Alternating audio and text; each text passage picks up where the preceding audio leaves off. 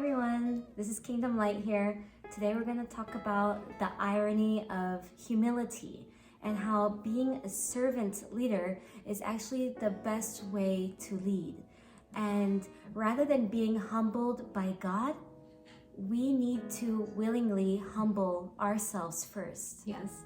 It reminds me of the story in the book of Daniel where King Nebuchadnezzar was the king of Babylon, and he was a very prideful king, especially when he wanted everyone to bow down to him, to worship him, and to see that he was the greatest of all people, of all nations. He was very prideful, had a very self-oriented heart, very selfish, and God showed him dreams. He had dreams that were very clear to Daniel, where Daniel interpreted it for King Nebuchadnezzar when, as many of you may know, he was eating grass as a cow, and he saw himself in these kind of dreams. And these things actually happened when he actually became like a cow eating grass.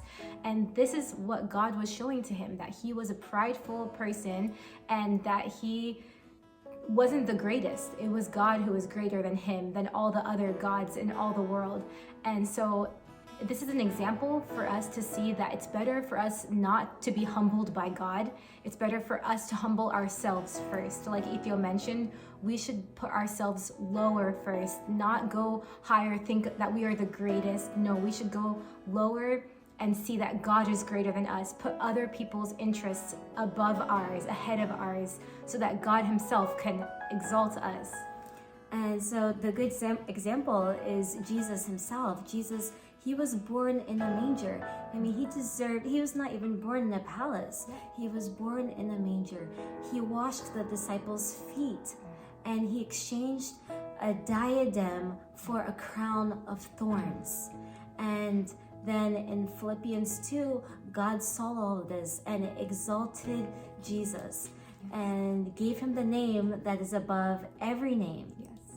Yeah, and it's so important for us to learn from the example of Jesus because he is our example. There's no other person who lived a perfect life and that we could follow so perfectly because he is the one who has showed us this path as a human on this earth. We can follow in his footsteps, even though we might not be able to do it perfectly because we are all human and sinful people as our nature, but God is our perfection. Jesus is our perfection, so we can follow in his ways, in his steps.